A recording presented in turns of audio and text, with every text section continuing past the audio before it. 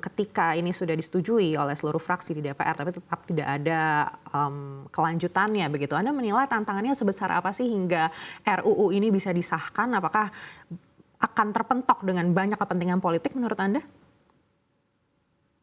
Jadi Pak Presiden waktu September kami lapor itu, dia bilang udah komunikasi dengan pimpinan partai. Tapi DPR memang belum dibahas ya. Dan setelah itu DPR kita lihat bergerak, waktu rapat anggaran dia bilang, PPATK mana anggarannya ini? Ya, nanti nggak jadi undang-undang ini. Terus mereka studi banding ke luar ya, ke Amerika ya.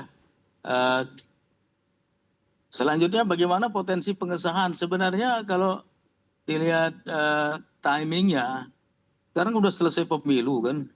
Kalau mereka takut dengan undang-undang pembatasan transaksi uang kartal ya, yang dibatasi 100 juta kan udah selesai. Money politiknya udah selesai, waktu pencalonan udah, waktu pencoblosan, serangan fajar udah selesai. Harusnya bisa dibahas, nggak ada risiko sekarang untuk 5 tahun lagi paling nggak. Nah kalau untuk perampasan aset, ya mulailah berbenah, beres-beres lah. Masa mau kotor terus itu. Kalau nggak kan nggak maju-maju Republik ini, makan uang haram terus nanti nggak berkah itu. Ya, lebih baik ya ini kita ikut best practice banyak negara. Udah berapa puluh negara yang memiliki Proceeds of Crime Act ya. Seperti tadi saya sebut di Inggris, Australia, India saja punya, Mesir saja punya ya. Masa kita nggak punya itu. Harusnya diselesaikan sebagai suatu hal yang bagus. Kalau mau mencapai Indonesia yang bersih, Indonesia emas yang ya memang dihargai reputasi dan karakter integritasnya gitu. Harusnya sekarang setelah pemilu ini timingnya bagus sekali. Nggak ada perlu yang dikhawatirkan lagi kalau menurut saya. Baik, Pak Yunus, kita nanti akan bertemu dengan pemerintah yang baru di Oktober nanti, demikian juga dengan DPR yang baru terpilih ini. Anda seoptimis apa melihat RUU ini bisa disahkan dalam waktu dekat? Nah, belok kiri, Pak. Saya kalau koalisi di bawah Pak Prabowo kan mayoritas 80 sekian persen ya. Kalau Presiden punya komitmen yang kuat, kiri Pak, kiri. Harusnya dengan mayoritas itu bisa. Kemarin saja hampir dia mengesahkan undang-undang pilkada dengan mayoritas yang ada. Kenapa nggak bisa melakukan ini untuk undang-undang perampasan aset? Harusnya bisa. Untuk yang lain dia bisa. Berubah undang-undang KPK dia bisa. Berubah undang-undang cipta kerja. Merubah macam-macam bisa. Kenapa nggak bisa untuk perampasan aset? Nah itu pertanyaan besar. Harusnya bisa juga. Karena dia mayoritas. Angkat aja Pak. Jadi karena dia mayoritas mutlak di DPR, lawannya cuma PDIP saja, ya mungkin tambah PKS lah. Saya yakin bisa, 80% lebih itu harusnya. Baik, lalu selagi RUU ini belum disahkan Pak Yunus, langkah apa yang mungkin bisa dilakukan pemerintah terkait mencegah dan juga membongkar aksi korupsi ini agar mungkin lebih efektif menggunakan undang-undang yang sudah ada saat ini? Undang-undangnya sudah ada. Kalau kita baca undang-undang di pasal 2 saja, hukuman mati pun sudah ada, tapi belum ada yang pernah terkena hukuman mati itu ya. Terus jadi masalahnya bukan hanya masalah undang-undang. Kita lebih banyak masalah di aparatur penegak hukum sama budaya penegak hukum kita. Budaya itu artinya bagaimana persepsi mereka terhadap hukum itu. Ini masih kurang bagus. Sebagian penegak hukum ada juga yang tidak menegakkan hukum dengan sepenuhnya. Ada juga yang mencari keuntungan tertentu dari penegakan hukum itu.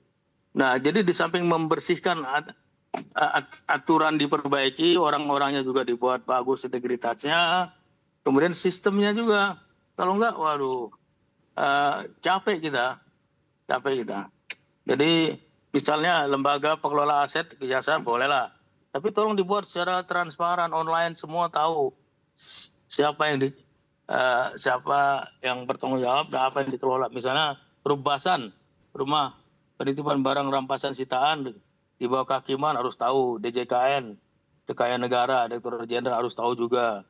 KPK punya labuksi harus tahu juga. Polisi punya tahti namanya untuk masalah-masalah tahanan dan barang bukti harus tahu juga. Coba bayangkan. Republik ini punya Kapolres itu berapa ratus, 400 lebih. punya Kajari sekian juga. Itu tidak transparan sama sekali, nggak nyambung sama sekali sekarang.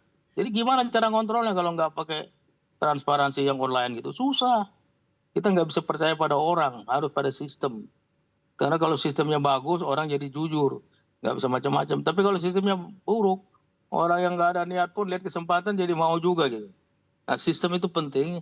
Seperti yang dibuat contohnya di Belanda, di mana teman-teman sudah studi banding ke Belanda. Di sana dia punya sistem yang sifatnya sangat transparan, sangat online dan real time. Mereka tahu barang-barang mana saya disita, statusnya apa, siapa yang menyita. Kalau bebas dia kembalikan kepada tersangka, dikasih tahu, semuanya tahu. Kalau dirampas tuan negara, semuanya dikasih tahu lewat online itu. Kalau kita kan kita nggak tahu. Kadang-kadang ada barang sitaan yang tidak disita, yang harusnya disita.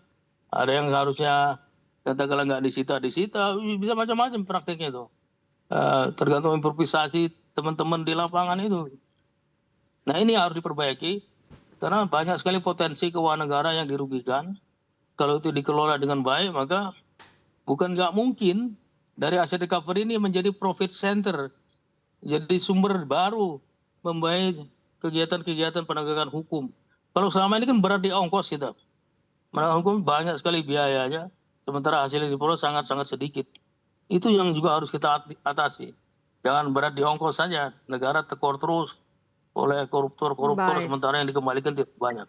Baik, Pak Yunus, seperti yang tadi Anda sampaikan, sebenarnya undang-undangnya sudah ada sampai hukuman mati pun ada, tapi implementasinya dengan aparat penegak hukum ini yang juga masih menjadi kendala. Apakah ketika RUU ini nantinya juga disahkan akan terpentok di masalah yang sama di aparat penegak hukum juga?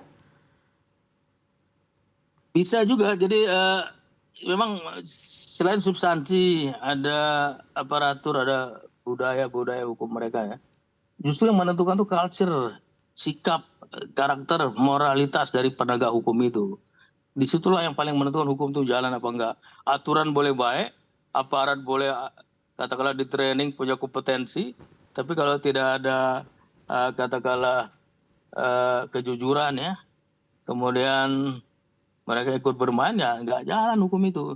Nah budaya bagaimana persepsi hukum itu harus ditegakkan oleh penegak hukum itu harus dibina, harus diubah di kalangan semua penegak hukum ya. Karena belum 100% semuanya bagus, belum semuanya berintegritas ya. Sehingga seringkali justru penegak hukum kadang-kadang ya sebagian ya ada oknum yang justru nggak menegakkan hukum, ada yang memanfaatkan juga ya, itu yang terjadi.